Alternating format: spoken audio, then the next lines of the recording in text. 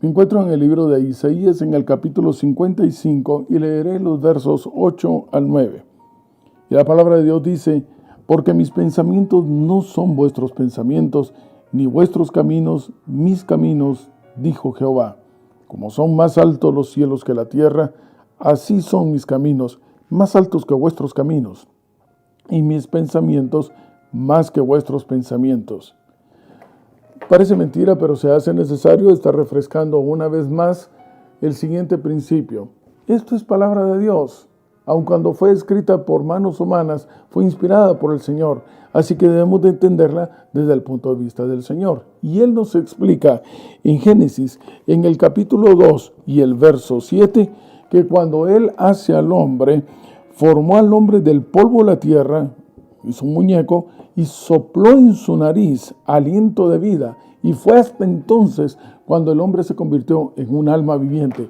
En otras palabras, la separación de estos dos elementos, soplo de vida, del único que es generador de vida, que es el Señor, con el muñeco inerte, esa combinación surge entonces lo que se le conoce como alma viviente.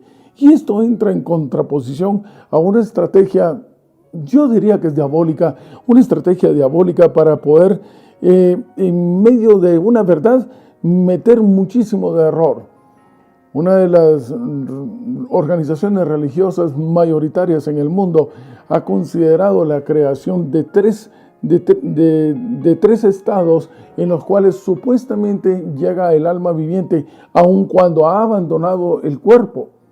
Y trata de justificar la existencia de este todavía ser, solo que incorpóreo, presentándolo que si ha actuado mal, se irá a un lugar en donde será torturado constantemente, llamado infierno, o si todavía no está en condiciones óptimas de llegar al cielo, hará una escala en un lugar que se llama purgatorio para posteriormente, al nomás estar listo, llegar al cielo. Hay algunos que supuestamente no tienen necesidad de esa escala, así que más tardan en morir que automáticamente estar en la presencia de Dios.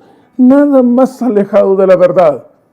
Pero realmente el interés que va de por medio es tratar de infundir un poder sobre la fe de las personas que siguen a estas organizaciones religiosas y a estos líderes. Y cuidado, esto nos quiere recordar que un líder religioso tiene realmente poder, independientemente de la denominación.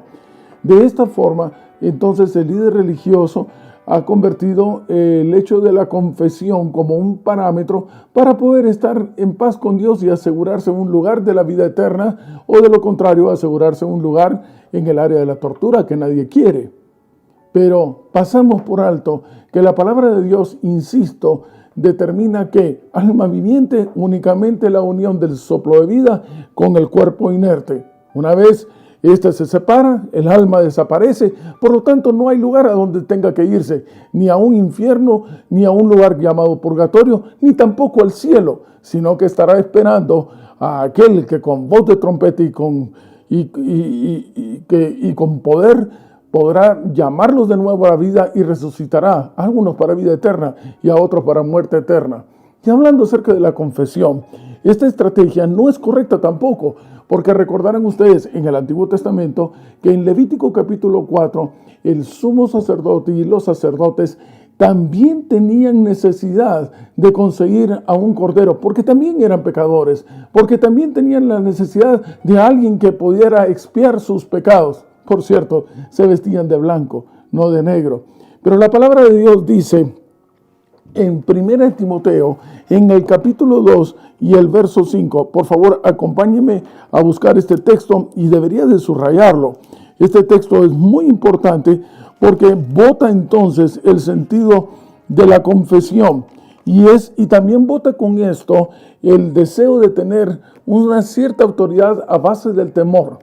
Y la palabra de Dios dice en 1 Timoteo, y estoy en el capítulo 2 y el verso 5, porque hay solamente un Dios y solo hay un mediador entre Dios y los hombres, y ese es Jesucristo. Jesucristo es su nombre. A Él es a quien tenemos que acudir con plena confianza. Para esta semana, Voy a resumir en todos los días, quiero enfocarlo únicamente en una parte, esa que se encuentra en Marcos capítulo 9. Acompáñame también, por favor, estamos en el Nuevo Testamento.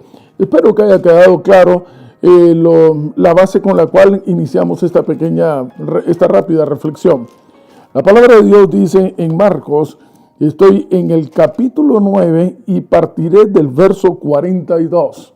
Sígame, por favor. Y la palabra de Dios dice, cualquiera que haga tropezar, es que para que podamos ver cómo es que se interpretan las cosas desde el punto de vista humano, cuando deberíamos de estarlo considerando desde el punto de vista de aquel que es el autor de la Escritura. Verso 42. Cualquiera que haga tropezar a uno de estos pequeñitos que cree en mí, mejor le fuera si se le atase una piedra de molino al cuello y se la arrojase al mar. Por lo menos estamos hablando en términos figurativos, por supuesto. En otras palabras, a ver, interpretemos qué es lo que nos están queriendo decir. Mira, cualquiera que sea piedra de tropiezo para uno de los pequeños, ¿sabes qué? Le va a ir tan mal que mejor no lo haga. O mejor desaparezca, porque las consecuencias que va a sufrir son terribles.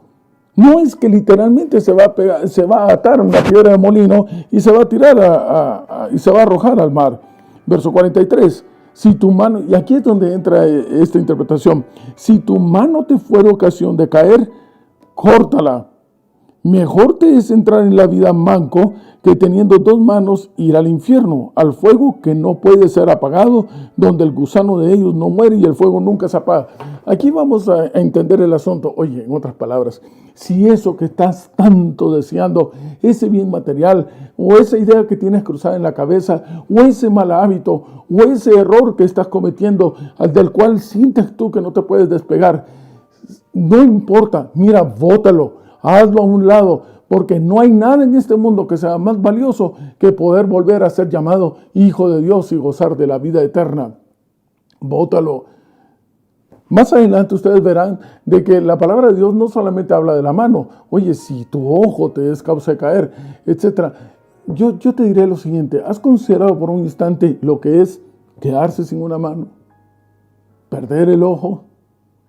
¿Será esto sumamente terrible? ¿Cuán valioso es tener ese ojo? ¿Cuán valioso es tener todas las... Si a veces pareciera de que creemos de que el dedo chiquito no tiene mayor utilidad, realmente, ¿cuán necesario es? No lo extrañamos porque siempre lo tenemos. Si nos faltara, ¿cuánto lo necesitaríamos? Sin embargo, la palabra de Dios nos está diciendo en otras palabras, no existe nada en este mundo, por más valioso que tú consideres que hay, que sea lo suficientemente grande como para que te pierdas la vida eterna. No existe. No existe nada a lo cual valga la pena aferrarse tanto como para que entonces al perder la vida eterna sufras unas consecuencias que también son eternas. Un cadáver es algo que ya no sirve y es la razón por la cual la palabra de Dios trata de ejemplificarnos lo inservible de lo que queda, de aquel que ya no es él un alma viviente. Eso, hasta donde el gusano, mira, el gusano no es que sea eterno, es que va a estar ahí hasta que acabe con el cadáver. Es que el fuego no es que sea un fuego eterno y estemos en un infierno que va a arder eternamente. Es hasta que termine de consumir todo aquello que ya no sirve, que desaparezca, que purifique absolutamente todo. Dios es amor. Y para que comprendamos un poquito más esto en detalle, ¿qué les parece si me acompañan al libro de Apocalipsis? O quizás tal vez vamos a hacerlo un poquito más complejo. Estoy en el capítulo 20 de Apocalipsis, hablando acerca de la segunda venida de Cristo, cuando ya se arregle todo esto de una vez por todas. Lo malo, pues los impíos que reciban sus consecuencias, los que han seguido al Cordero por donde quiera que va, pues que entonces vuelvan a sean inscritos en el libro de la vida y vuelvan a ser llamados hijos de Dios y gocen de la eternidad. La palabra de Dios dice en el capítulo 20, y estoy leyendo en el verso 9, parte final, y de Dios descendió fuego del cielo y los consumió. Algunos dirán, ¿te das cuenta? Entonces Dios destruye. Dios está eliminando Dios sí quita la vida. veamos un concepto como un ser amoroso, un ser como Dios. Dios que todo es amor. 1 Juan 4:8, el que no ama no conoce a Dios, porque Dios es amor. Pero Malaquías capítulo 4 nos hace ver cuál es la figura de aquellos que en determinado momento han considerado de una forma definitiva separarse del Señor. Ellos son considerados, según la palabra de Dios dice en Malaquías, en el capítulo 4, estoy exactamente el último libro del Antiguo Testamento, previo a San Mateo. En el capítulo 4 y el verso 1, la palabra de Dios dice, es que he aquí, viene el día ardiente como un horno, todos los soberbios, todos los que hacen maldad serán estopa. El vocablo estopa, de acuerdo a la etimología, viene de estupo. Tiene varias acepciones, pero una de ellas es considerada, de acuerdo a la traducción que tenemos en este momento, es considerada como basura. Todo aquello que no sirve, lo que va quedando a un lado, lo que va siendo residuo. Y todo eso, en el momento de purificación, se utilizaba por regla general el fuego. Y esa es la razón por la cual, cuando el Señor manda fuego en el tiempo del fin para poder purificar este mundo, no están matando a nadie. Muertos ya están porque estaban separados de la fuente de la vida que es el Señor. Son considerados estopa, basura. Así que inevitablemente lo que se está haciendo es limpiar este mundo de toda esa maldad de una vez por todas. No en un fuego ardiente que será para la eternidad, sino que las consecuencias de esa limpieza serán realmente eternas. Y yo digo a esto, bendito y alabado sea el nombre de Dios, porque no tendremos necesidad de estar una vez más durante toda la eternidad, estar a la par de un mundo de maldad, de residuos de maldad, ni siquiera de ruinas de maldad. Nada habrá más que simplemente que este mundo volverá a ser bueno en gran manera y tal como Él lo hizo desde el principio. Y es la razón por la cual habrán cielos nuevos, tierra nueva, con personas transformadas a la imagen y semejanza del Señor. Quiero compartir con ustedes un texto, y lo tengo anotado aquí. Este texto se encuentra en uno de los libros que fue escrito por por la escritora favorita de la Iglesia Adventista, la señora Elena G. White. En el tomo 5 de Joyas de los Testimonios, dice ella, en la página 112, segundo párrafo, precisamente lo que ocurrió en el corazón de Faraón se llevará a cabo en toda alma que olvide atesorar la luz y andar prontamente en sus rayos. Dios no destruye a nadie. El pecador se destruye a sí mismo por medio de su propia impenitencia. Cuando una persona desatiende las invitaciones y reprensiones y amonestaciones del Espíritu Santo, su conciencia se cauteriza y al ser amonestado una vez más, se le hará más difícil obedecer que antes.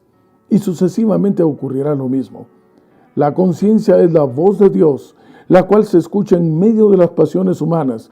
Cuando se resiste, se contrista al Espíritu de Dios. El principio es entonces la rebelión. Usted lo puede encontrar en Isaías, en el capítulo 1, y me voy a estar en el segundo versículo del capítulo 1.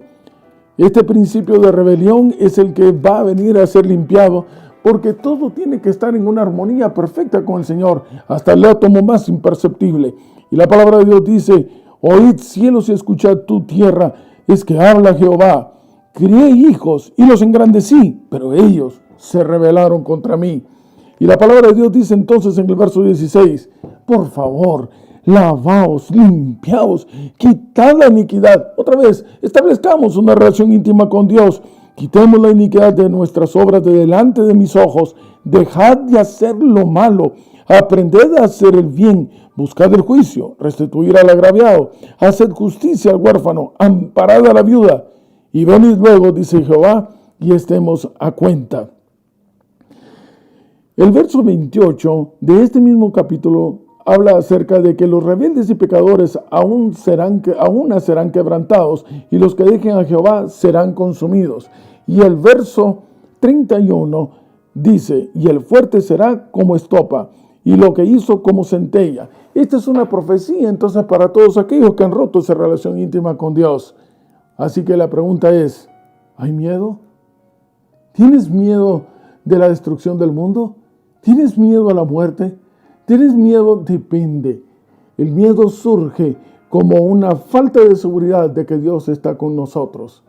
¿No es eso acaso la experiencia de Adán en Génesis capítulo 3, verso 10? Pero el amor echa fuera el temor. Una vez más, el texto aquí fantástico que encaja perfectamente. Primera de Juan capítulo 4, verso 8. Si tú no amas, es porque no tienes una relación íntima con Dios. Porque Dios es amor. Y el amor echa fuera al temor. Así que no hay miedo, porque si Él conmigo, ¿quién contra mí? El que habita al abrigo del Altísimo morará bajo la sombra del Omnipotente. Esperé yo en Jehová, y Él hará, y no me defraudará, porque yo sé en quién he creído. Vamos de vuelta al hogar, y es importante entonces que estemos listos para saber que viene el día en el cual todas las cosas serán buenas, nuevas, en gran manera. Que las interpretaciones que se han dado equivocadas no pueden existir más. Hacia allá vamos hacia casa, con la esperanza y la seguridad de que todo estará bien.